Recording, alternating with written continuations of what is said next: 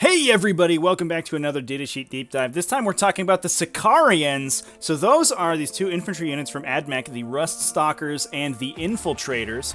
No, this video is actually about the Sicarans. It's a line of battle tanks from Forge World. No, that can't be right, unless Games Workshop had made two units with almost identical names that are just different by one letter. If you get the name wrong again, corporate has told me that you will be stoned to death. What's up, folks? Welcome back to Tactical Tortoise. My name's Trevi, and it's time for another Datasheet Deep Dive. This is another topic that was requested by the patrons, so if you want to decide the fate of the Datasheet Deep Dive series and determine the next topic that will be covered on the series, you can head on over to patreon.com/tacticaltortoise. This time around, we had a couple folks ask for a comparison of the different Sicaran variants coming out of the new Forge World Compendium. This is a series of 5 relic tanks that all have basically just different turret weapons, and so today we're going to be doing, as we have in the past on Datasheet Deep Dive, a discussion of each of the datasheets individually, a discussion of all their strengths and weaknesses, some combos that you can build into your list with them, and at the end, a statistical comparison of which one is the best using math. Then, even at the end, we're going to do a final verdict and talk about whether or not you should put a Sicaran battle tank in your army, and if so, which one should you pick? Before we get into the data sheets, we'll talk about a little bit of housekeeping stuff. I've been live streaming my little buttocks off over on the channel at youtube.com/tacticaltortoise. You can check me out there. I've been streaming a ton of live gameplay, as well as getting back into the groove of commentating T5S2 events online. So if you haven't yet already, go ahead and hit subscribe, maybe hit the little notification bell thing, and you'll get notified anytime I go live with the stream. It's been super fun, so come hang out with us on stream. But with that out of the way, let's get into talking about the Sicaran variants. So all of these Sicarans share the same chassis, which is a little bit of an interesting one. They have some very unique stat lines on it. While it's pretty close to what we would consider kind of the normal vehicle chassis, which is like toughness 7, 12 wounds, and a 3+ save, the Sicaran has a couple benefits over a regular one. The first up being that they are all move 14 on their top profile, which is really good. They use those big old treads for something, and that is moving really fast. Now, obviously, they don't fly or anything like that, so they aren't quite as maneuverable as like a land speeder, but they will beat out a lot of equivalent chassis on maneuverability. For example, the Gladiators only move 10, and these things are going to be just, running laps around them. Movement is a really big deal in this game because one thing it does for vehicles is it allows them to deploy conservatively behind obscuring terrain and then use their movement to get around that terrain on turn 1 so that they don't necessarily get blown off the table immediately, so that's a really big deal. Speaking of getting blown off the table, the Sicaran also has 14 wounds, which is a lot.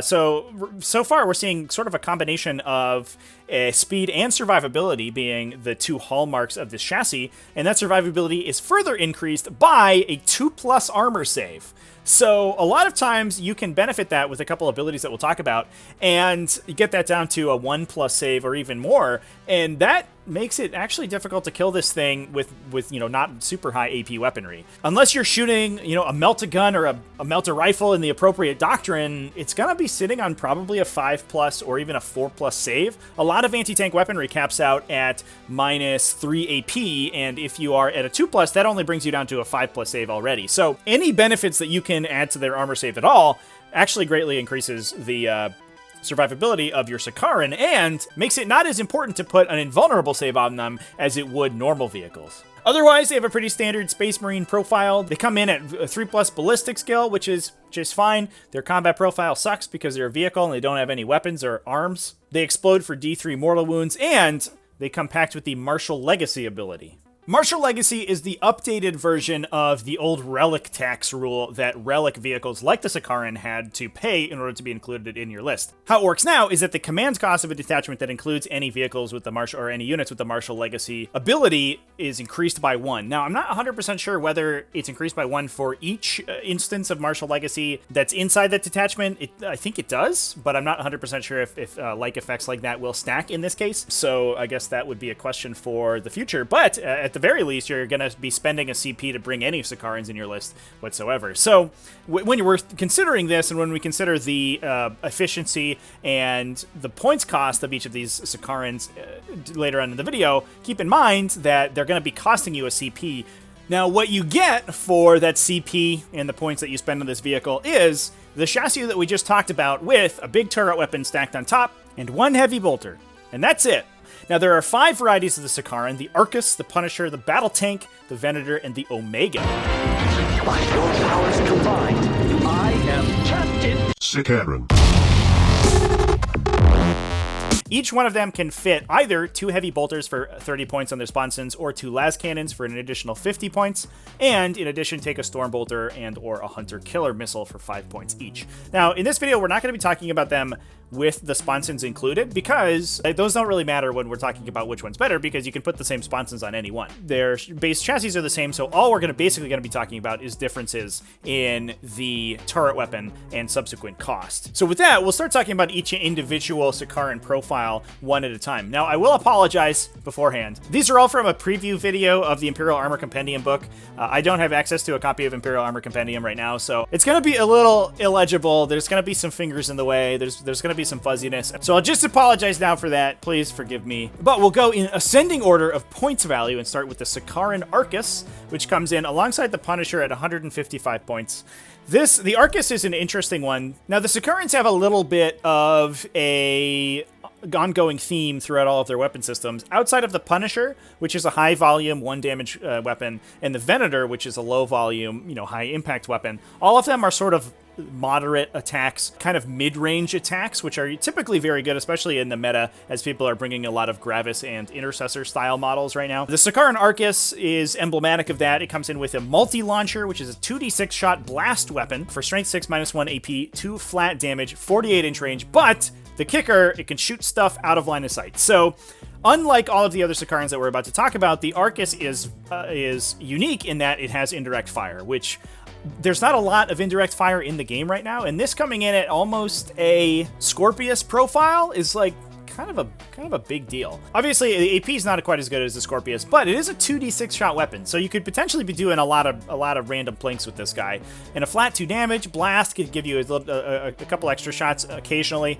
I actually don't hate the weapon profile on this. Moving on to the next 155 point Sicaran variant, the Punisher comes with a direct fire 36-inch range, 18 shot heavy rotary cannon at strength 6 -1 AP for 1 damage. This is a cool gun, and I think it's, very exciting to shoot a big 18-shot, just huge machine gun. But unfortunately, just that 1 damage and not really anything else going on in this thing means that the direct comparison with a lot of similar vehicles, like, for example, the Gladiator Reaper, it falls down flat a little bit. The Reaper coming in with just a boatload of attacks at a similar profile, but it just has more shots. So the Punisher's in a little bit of an awkward spot just because of the direct comparison to other units in the Space Marine book that do basically the exact same thing. Fortunately, the Punisher's points value is pretty low, so it's actually kind of efficient if you want that big 18-shot weapon on the top. And you can buff that up with like the 2 heavy bolters for an additional 6 shots and the storm bolter for an additional 4 shots. So, it's no Gladiator, but it's okay. The standard battle tank is the next one and brings a pair of auto cannons on its turret with a combined profile of 6 shots, strength 7, -2 AP for a flat 3 damage. So these are effectively Predator auto cannons, kind of the big punchy ones like the Helverin equivalents, and that's really nice. If this was a normal 2 damage autocannon, I don't think you'd just throw this guy out. But flat AP2 for 3 flat damage is actually a solid profile, especially at a relatively high volume of 6 shots. Now, what doesn't have a high volume is the Venator, which is the next one coming in at 170 points. The battle tank is 165, I don't know if I mentioned. And that Venator comes equipped with a heavy neutron laser, which is a 3-shot strength 12 weapon, -3 AP for D6 damage. However, it has the added ability that when the Venator stands still, its weapon profile becomes flat 6 damage. So it becomes much better at just scything vehicles right in half. You convert a couple of these things on it. Maybe it's in Devastator Doctrine for the extra AP to punch through 3+ saves, and it just blows up a vehicle. That's the pie in the sky, but the Venator has the potential to do that. And this is a situation where having a fast movement is actually pretty nice for it, because you can get it into a position early game where it can just stand still and take those flat 6 damage shots for the rest of the game. If you take a turn off shooting to advance it, you could potentially go 20 inches with this guy and then just start blasting away for the rest of the game, which is pretty nice. This is a place where you also could put 2 las cannons on it as well for that extra 50 points. This comes at 170, so you'd be at a total of 220, and that's a ton of damage. You know, that's 5 total shots, all at D6 with the asterisk that you could be hitting for 6 with the neutron laser guns, and that's gonna leave a dent in a lot of vehicles. Last but definitely not least, in the roster we have the Sicaran Omega, which comes in at 175 points, but comes equipped with an Omega Plasma Array. This is essentially a plasma exterminator cannon like the ones that are equipped on Redemptor Dreadnoughts, but it has some significant upside. The first one is that it is not a blast weapon, so it can be fired in melee, and it just shoots 6 times. You don't have to roll. So that's sick. It's shooting at a 36-inch range, base profile at strength 8, -3 AP for 2 damage. Great. It can overcharge to potentially take mortal wounds to get +1 strength, +1 damage. So strength 9, AP 3, 3 flat damage.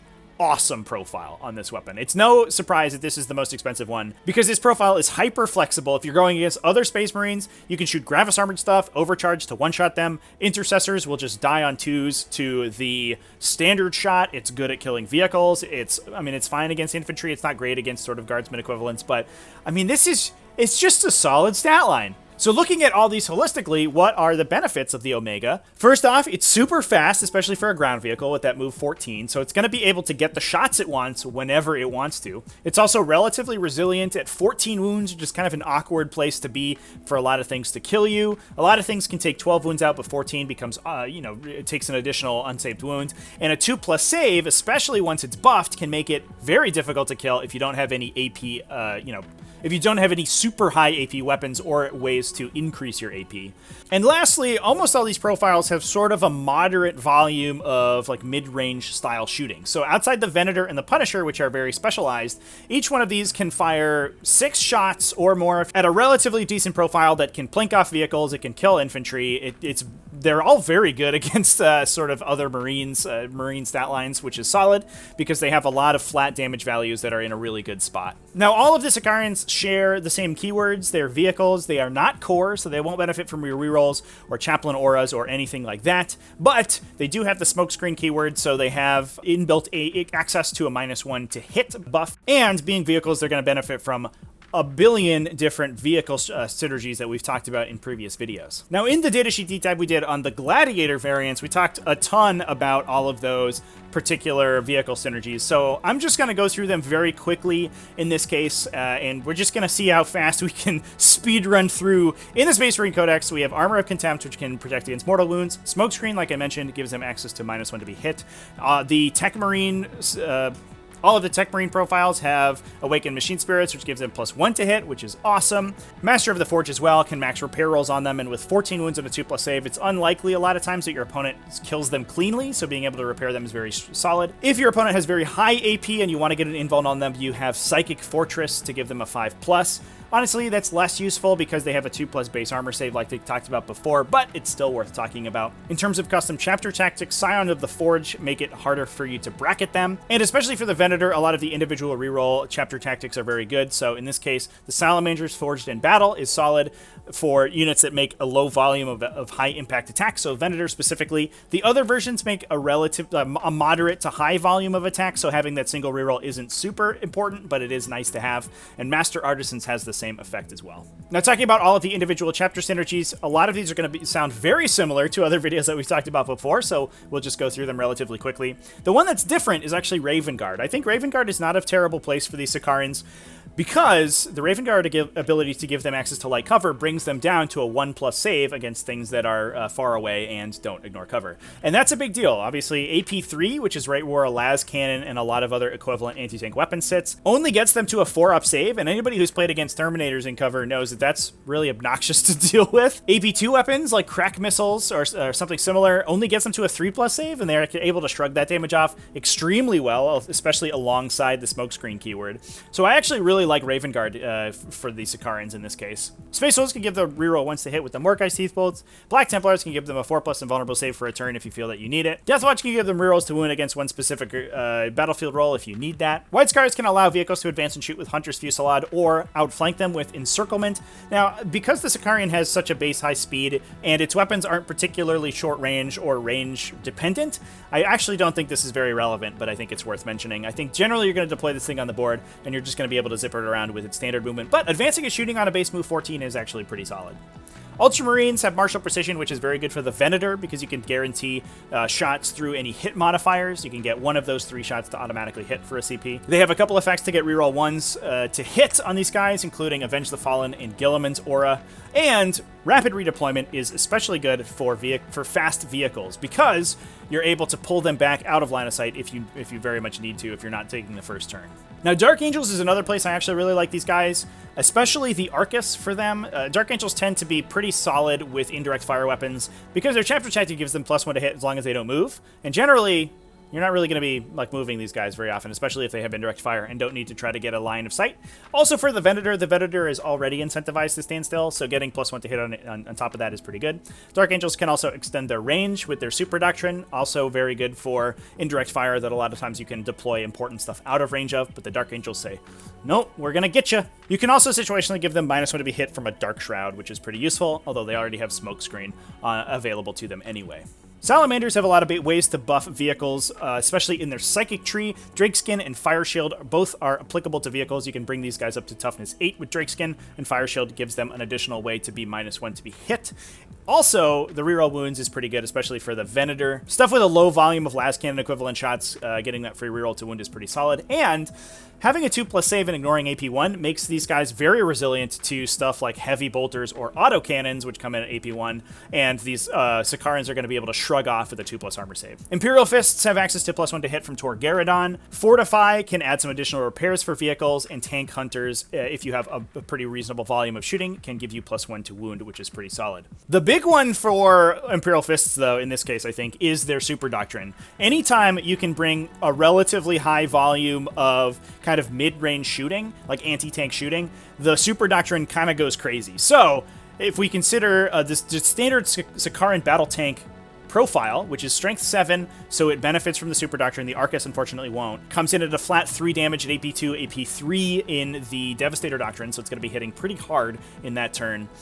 That busts it to 4 damage. That's actually crazy. It gets even crazier if you consider the Omega, because both of the Omega's profiles benefit from that +1 damage buff against vehicles. So its supercharge goes to Strength 9 AP3 for 4 damage. The standard shooting 3 damage out is still nice as well if you don't want to risk the mortal wounds. I actually think, I mean, Imperial Fists for a lot of these weapon profiles, these autocannon style weapon profiles, is a really good place to be. Now, as always, Iron Hands are insane for vehicles. They have a billion ways to buff them. You can get +1 to hit from Fieros' Signum Array. With Methodical Firepower, they can return them to Devastator Doctrine if you need it, and one of the benefits of that is that they then reroll 1s to hit on their heavy weapons. So, you have multiple instances to get a 2+ ballistic skill on these guys and rerolling 1s, which is sick. Their Psychic Tree is also insane for Sicaran specifically. Psysteel Armor is another way to get you to that 1+ armor save, which we really, I think, like to be at. Blessing of the Machine God is another way to get +1 to hit. The Ironstone can make them significantly more survivable. They have a million ways to repair, including the Fortis Data Spike, Ironfather Fieros' flat 3 repair, and the Adept of the Omnissiah Warlord trait. And for units like the Venator, which have a low volume of super high impact weapons, target protocols can give you a reroll to hit, a reroll to wound, and a reroll to damage, which is sick. What a surprise that Iron Hands are really good with vehicles. So now that we've covered all the combos that you can use, it's time to ask the penultimate question: which Sicaran is the best?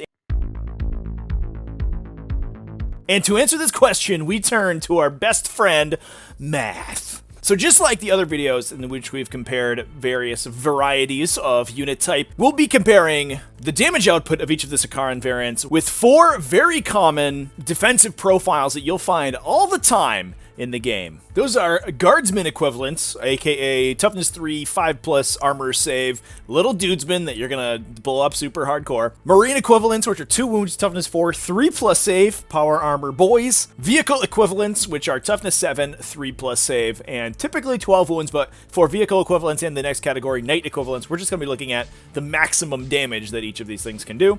And then, last but not least, obviously, knight equivalents, which will be toughness 8, 3+ save, and a 5+ invulnerable save. Now, keep in mind for this comparison, I'm only taking into account the turret weapon on each of the tanks. They all have a hull-mounted heavy bolter, but the damage output of each individual heavy bolt isn't going to change much. What it could change potentially is the average points per kill or points per wound that the tank deals. So those may be a little bit deflated thanks to the absence of the heavy bolter. Now, some additional notes for these. Where it's relevant, I usually count the vehicle in its optimal position. This only really matters for the Venator, in which I've counted the Venator as standing still to get its flat 6 damage on its gun, but otherwise everyone else is going to operate normally. I've also considered them to be in tactical doctrine. For the Sicarans, that doesn't really matter because all of their weapons are heavy, so they're only going to benefit from Devastator Doctrine, but since most of the engagement in the game happens in Tactical Doctrine, I feel like that is pretty reasonable. I also obviously have not included any sponsons or upgrades on these vehicles. Like I mentioned at the top of the video, all of those are going to deal the same damage for the same points regardless of which one you stick it on, so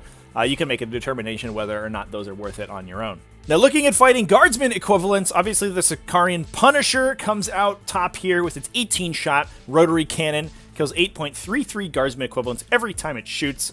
Now, that's good, but it's not great. When you compare it to other similar unit types in Space Marines for a similar cost, maybe a couple more points, you're going to be able to kill way more of those guardsman equivalent models than the Sicaran Punisher. Now, the Sicaran Punisher actually does come in pretty inexpensive to fill that role, 155 points and 18.61 points per kill.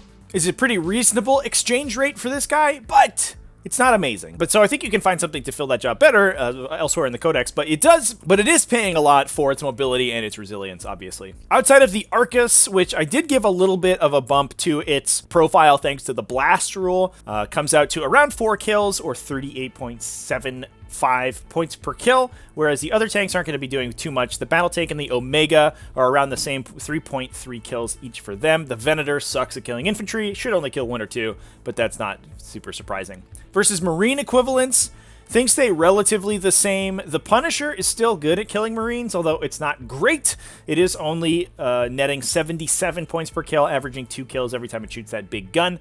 But this is where we start to see the Omega pull ahead. 2.77 Marines killed, and it can fire either of its profiles. It doesn't really matter the exact stat line of the Marine you're shooting at. A lot of times you're going to be up against Gravis Armored Marines that are 3 wounds and toughness 5. Obviously, this stat line that I've matched them up against is toughness 4 with only 2 wounds. And the Omega is basically going to kill the same number of those since it can overcharge its big gun. It'll be -1 to wound, wounding on 3s instead of 2s, thanks to that toughness 5. But it can punch through those 3 wounds pretty quickly. So the high strength, high AP, and good flat damage values on the Omega are excellent at knocking out those MEQ stat lines. Versus vehicle equivalents, an interesting thing happens here. So obviously, the Arcus Punisher Battle Tank, none of them do a ton of damage.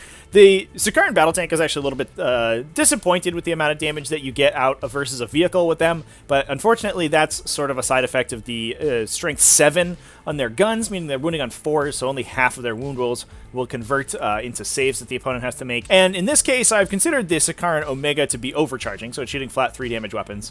So, interestingly, between the Omega and the Venator, the two vehicles do almost an identical amount of damage. The Omega fires twice as many shots, but each shot deals half as much damage as the Venator, which means that they actually math out almost identically. Moving over to Knight equivalents, we see the same thing. Almost all of the other varieties of Sicaran don't really do anything, whereas the Venator and the Omega are dealing almost exactly the same amount of damage. Now, obviously, in both cases, because they're the same amount of damage, the Venator is going to be slightly more efficient since its base chassis is 5 points less than the Omega. But the thing you have to consider is that the Venator needs to remain stationary in order to get these damage numbers. It does almost exactly half the amount of damage when it is not standing still, because it's only going to average around 3.5 damage per shot that goes through armor. So the Venator, while at a 5-point discount over the Omega, is significantly less flexible. On the flip side, the Omega is also more effective against light and medium infantry, like Marine equivalent units, where it is the best profile to be shooting. So all in all, I think it's pretty clear the winner of this contest, and that is the Sicaran Omega. That plasma cannon is sick. It's good against vehicles, it's good against infantry, it shreds Marines. If you can get any bonuses to hit on it at all, it becomes much more reliable, and I don't think, I'm not sure why anyone would ever consider any of the other Sicaran variants. Now, obviously, the two inexpensive ones, the Arcus and the Punisher, are both unique when we consider all these together. The Arcus being indirect fire, so it can shoot over line of sight blocking terrain, means that it can't really be compared directly to the other tanks in terms of damage output because it's going to be able to fire more often. And I actually think I kind of like it as an indirect fire platform since it shoots so many multi-damage shots. So I would definitely consider an Arcus in a list if I was going to play a Sicaran. The battle tank, unfortunately, is vastly outshone by the Omega, and the poor battle tank. I like its autocannons. I think it looks cool, but I definitely don't think I would take it over the plasma cannons. Those things are pretty sick. So now that we've talked about which are the best Sicarans to put in your army, it's time to reach a final verdict of whether or not you should put a Sicaran into your army. And in my opinion, the answer is, yeah, I think so. They seem pretty good, actually. What's interesting to think about in this vehicle chassis is that they have a lot of benefits that are very difficult to quantify mathematically. So just looking at the raw damage output of the vehicle, they are less efficient point for point than a unit like a Gladiator in a lot of cases. However, they make up for that inefficiency with a couple other things. Move 14 is a huge deal for these guys, especially large tanks that usually have trouble getting around the corners of terrain. These things will be able to do it easily. 2+ save and 14 wounds are both excellent defensive stats, and this will take a reasonable amount of fire to actually take down. On top of that, they have a flexible selection of upgrade weapons. You can put heavy bolters on them to increase their shot volume, or las cannons if you just want to punch through armor. There are a lot of options for these guys, and I think that they're all very good. In general, I would mostly ignore any of these variants that are not the Omega or the Arcus. The Arcus is interesting because with its indirect fire, it can contribute throughout the game, and it's relatively efficient in terms of an indirect fire platform, especially for a multi-damage indirect fire platform that fires 2d6 times. That's actually pretty reasonable. The damage output of the Omega out of all of the Sicaran variants is just hands down the most efficient, so I would take that one. It's good in basically every situation. So I would kind of throw the other ones out. I don't think they're particularly good, but out of those two, I do think that the Sicaran chassis has some really interesting play. Now, it remains to be seen how impactful that extra resilience, which is pretty matchup dependent, given that it's mostly just a resilience in your armor save, and it depends on the damage profile of the weapons shooting at you. In a lot of situations, just having a base toughness 8 would be better, but they defend against different weapon profiles a lot differently. Obviously, a 3+ save tank, like a toughness 8 Gladiator, is going to take a lot more damage from heavy bolters, for example, whereas the Sicaran is going to be able to shrug those off pretty